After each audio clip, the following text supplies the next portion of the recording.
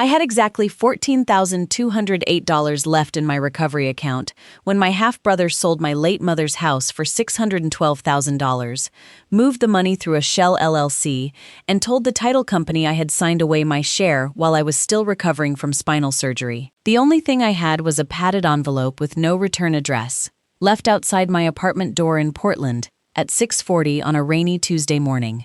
Inside was a USB drive, one photocopied deed, and a yellow sticky note that said, "Ask about the canary clause." My hands were still weak from the nerve damage, so I dropped the envelope twice before I got it open. I was 38, broke, medicated, and almost too tired to be angry. Almost. By the end, there would be affidavits, a forensic audit, an asset freeze, and a courtroom so quiet I could hear my own breathing. Let me take you back. My name is Natalie Voss, and I used to believe families didn't steal from each other unless they were desperate. That was one of my mistakes. My mother, Evelyn, had owned a small blue craftsman house in southeast Portland for 29 years. It was not fancy. The porch leaned slightly to the left. The kitchen window stuck during winter. The upstairs bathroom had a radiator that clicked like a nervous clock whenever it rained. But it was ours. After my father left, that house became the one steady thing in our lives. My mother worked nights as a hospital records clerk. I learned how to make grilled cheese on a cracked white stove. My half-brother Mason learned how to ask for things in a voice that made people feel guilty for saying no. Mason was my mother's son from her first marriage. He was 7 years older than me, handsome in a polished way, and very good at being charming when witnesses were present. When we were kids, he was the golden child. When he crashed my mother's Honda at 19, she called it a difficult season. When I asked for help buying used textbooks at Portland State, she told me to apply for another shift at the bookstore. When Mason dropped out of 2 business programs, she said he was finding himself. When I graduated with honors while working full-time, Mason said, "That's cute. You always were good at following instructions." He said it at the kitchen table, smiling into his coffee. My mother didn't correct him. That was how cruelty worked in our house. It never slammed doors. It just sat there, calm and familiar, until you learned to step around it. Still, I loved my mother. That is the part people misunderstand. You can know someone was unfair and still love them. You can resent the wounds and still answer the phone when their voice gets small. By the time she got sick, I was working as a claims analyst for a medical insurance company. Not glamorous, not heroic, but I understood records. I understood codes. I understood how one wrong date could change everything. Mason sold commercial kitchens by then, or at least that was what he told people. In reality, he seemed to be between opportunities a lot. He drove leased cars, wore expensive jackets, and somehow never had cash when Mom needed a water heater replaced. I paid for that, $3,700. I paid for her prescription Gap one winter, $1,126. I paid the property taxes in 2021 when Mason told her he was waiting on a liquidity event, $4,912. I kept receipts because of my job, not because I expected to need them. At least that is what I told myself. My mother died on a Sunday morning in March. A cold rain tapped against the hospice window, and the room smelled like hand lotion and antiseptic.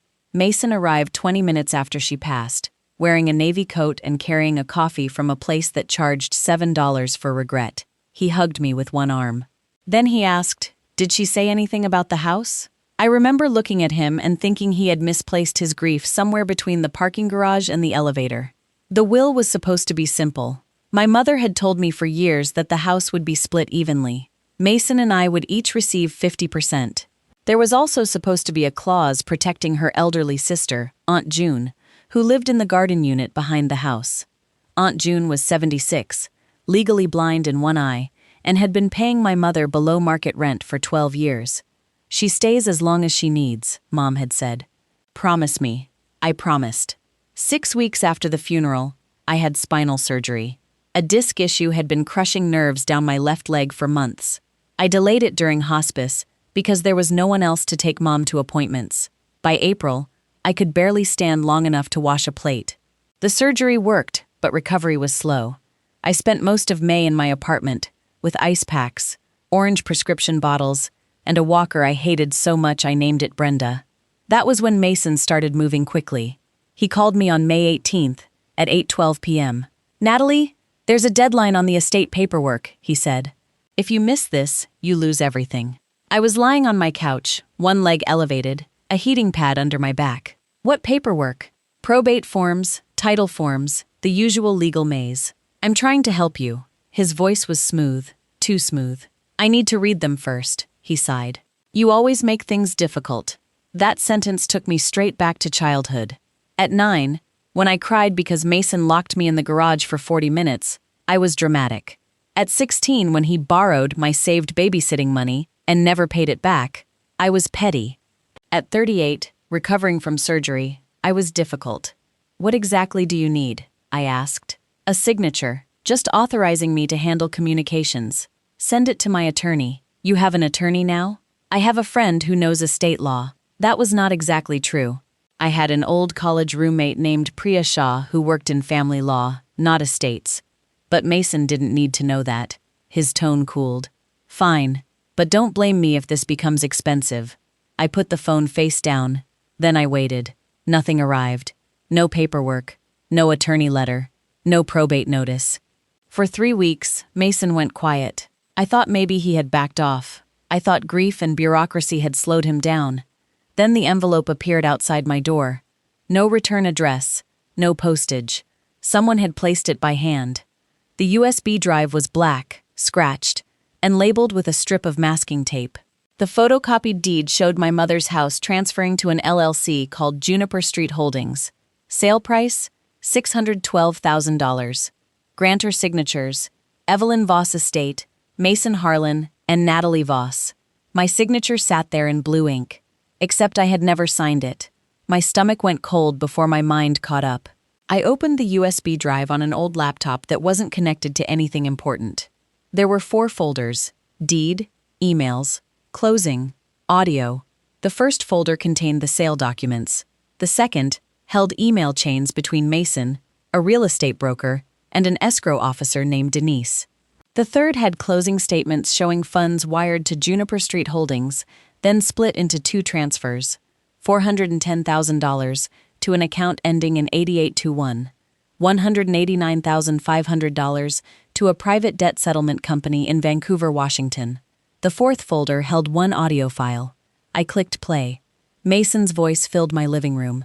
"Nat won't fight it," he said. "She's on pain meds and can barely walk. By the time she understands the deed, the money will already be clean." A woman's voice answered, lower and careful. "What about the sister in the unit? Aunt June? She has no lease that matters. Once title transfers, she's out." I paused the audio. The apartment went silent except for the refrigerator humming in the kitchen. Aunt June. That was when anger finally arrived. Not hot, not loud, just clean. I called Priya. She answered on the second ring. "Tell me you're calling to say you finally bought a better mattress."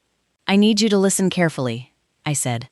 By 4:30 that afternoon, Priya was sitting at my kitchen table with her laptop, 2 legal pads, and the expression she used when judges annoyed her. She read the deed first, then the closing statement. Then she played the audio twice. When it ended the second time, she leaned back. "This is fraud." I looked at the forged signature. "Can we prove it?" "We can prove enough to stop the money from moving, if we move fast." She explained it slowly, because I was still foggy from medication.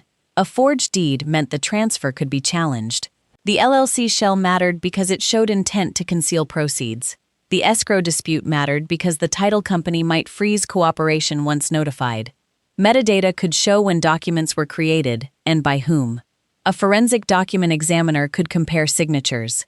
An affidavit from me would start the record. Then she tapped the sticky note. "Ask about the canary clause." "What is that?" "Usually it means a hidden protection. Something placed in a document to reveal tampering or fraud." "Did your mother ever update her will with an attorney?" "Yes." "A man named Leonard Bell, downtown, small office. He wore bow ties." Priya's eyes sharpened. "Call him." Leonard Bell was 81 and still practicing because, as he told me, retirement sounded like a waiting room with snacks. He remembered my mother immediately. "Evelyn was precise," he said. "Very precise." His office smelled like paper, cedar, and old coffee. Priya drove me because I still couldn't sit upright for long. I wore loose black pants, a brace under my sweater, and shoes I didn't have to bend to tie. Leonard placed 2 folders on his desk. The first was my mother's will. The second was sealed. He looked at me over his glasses. Your mother asked me to hold this separately. She said if Mason ever attempted to transfer, sell, mortgage, or encumber the house without your written consent in my presence, I was to release it. Priya glanced at me. Leonard continued. She called it her canary clause. Her words, not mine. My throat tightened. Why didn't she tell me? Because she was embarrassed she needed it. He opened the first folder. The will did split the house 50-50, but it also placed the property into an irrevocable family trust upon her death. The house could not be sold unless I signed in person before Leonard Bell, with 2 witnesses, and Aunt June's lifetime occupancy had to be protected in writing. Mason had not just forged my signature. He had sold a house he did not have authority to sell. Then Leonard opened the sealed folder. Inside were printed emails from Mason to my mother from 3 years earlier. Mom, you are being unreasonable. Natalie doesn't understand money. If you leave her control, she'll waste it on medical bills and cats. Another one. I'm your son. She's just the kid you had after Dad left. Don't punish me because you feel guilty. My vision blurred. Priya placed one hand flat on the table beside me, not touching me, just there. Then Leonard slid out one final page. A notarized statement from my mother. If my son Mason attempts to remove my sister June, or deprive my daughter Natalie of her share, he is to receive $1 only. The second folder changed everything. Mason didn't know we had it. That became our advantage. Priya moved fast. First, we filed an affidavit disputing the deed and my signature. Then she contacted a forensic document examiner named Marisol Trent, who had testified in Multnomah County courts for 18 years. Marisol took one look at the signature and said, "This is a simulation, not a natural hand." She explained the hesitation marks, the unnatural pressure, the way the capital N started too carefully, like someone drawing a letter instead of signing a name. Then came the metadata. The deed PDF had been created on Mason's laptop at 11:47 p.m. on May 21. My alleged electronic consent had been uploaded from an IP address tied to Mason's office, not my apartment. The audio file came from a hidden recording on the escrow officer's conference room system, apparently triggered during a compliance test. That was the ally twist. The anonymous envelope had not come from a friend. It came from Denise, the escrow officer. 2 days later, she called Priya from a blocked number and agreed to sign a whistleblower statement. I should have stopped it, Denise said when we met in the back booth of a diner near Lloyd Center. Her hands trembled around a paper cup of tea. Mason said you were incapacitated but had consented. Then I heard the audio. I copied the file before my manager deleted it. Why send it to me anonymously? I asked. Because my manager plays golf with Mason's broker. That was how systems worked when money had manners. Nobody kicked down a door. They just looked away at the correct moment. Mason escalated when he received the notice of dispute. He didn't call me first. He called Aunt June. At 9:03 p.m., my aunt left me a voicemail, crying so hard I could barely understand her. He says I have 10 days, sweetheart. He says if I don't leave cleanly, he'll have the sheriff remove me. I sat on the edge of my bed, brace digging into my ribs, and listened to the message 3 times. Then I called Mason. He answered cheerful. Natalie, finally ready to be reasonable? You threatened Aunt June. I informed her of reality. She has lifetime occupancy. According to what? Mom's emotional promises? That's not law. I closed my eyes. Mason, stop. His voice hardened. No, you stop. You always gotta be fragile, sick, injured, needing extra consideration. I carried this family while you collected sympathy. That almost made me laugh. You carried this family? I handled the sale, I handled probate, I handled everything while you were lying around. I was recovering from surgery. You were hiding behind surgery. There it was. The dehumanization. Not new, just older now, wearing legal language. He continued. There's a donor luncheon Saturday at the Willamette Club. I'm announcing the new housing fund there. The house sale is part of it. If you show up making accusations, I will make sure everyone knows you're unstable, medicated, and trying to extort your own brother. I put the phone face down. Then I waited. Priya looked at me across my living room. He wants a public stage, she said. He can have one. She shook her head. Careful. I'm not going to yell. I know. I'm not going to threaten him. I know. I looked at the folder on my table. The forged deed, the audit report, the trust, the canary clause, the whistleblower affidavit. This isn't revenge, I said. This is justice. The Willamette Club had high ceilings, dark wood walls, and the kind of carpet that made every step sound expensive. Mason loved rooms like that. Rooms full of donors, board members, bankers, and people who used charity as a mirror. He stood near the podium in a charcoal suit, laughing with a city council aide and a pastor from one of the housing nonprofits. The social twist was better than we expected. The title company's regional compliance director was there. So was the chair of the nonprofit Mason had promised to fund. So was Judge Ellen Rusk, retired, who had known Leonard Bell for 30 years and had apparently come for the salmon. Mason saw me at 12:18 p.m. His smile tightened. Priya walked beside me. Leonard Bell followed with his old leather briefcase. Aunt June was not there. I refused to let Mason use her fear as decoration. Mason approached quickly. This is not the time. I looked at his donor badge. You chose the time. His eyes flicked to Priya. Who is this? My attorney. Priya smiled politely. Family law mostly, Mason said, trying to recover. This is a property matter. Leonard stepped forward. And a trust matter. Mason's face changed. Only slightly, but I saw it. The first reveal was small. Priya handed Mason's broker a copy of my affidavit disputing the deed. The broker read the first page and stopped smiling. The second reveal was bigger. Leonard handed the nonprofit chair the trust provision showing Aunt June's lifetime occupancy and the required in-person consent condition. The chair looked at Mason. Mason, did your mother's house actually clear probate? Mason laughed softly. This is a misunderstanding. Natalie has been under significant medication. That was when Denise entered. She wore a navy coat and carried a white folder against her chest. Her manager was behind her, red-faced and whispering, Denise, don't. She walked straight to Priya. I have the original compliance logs. The room shifted. Not loudly, just enough.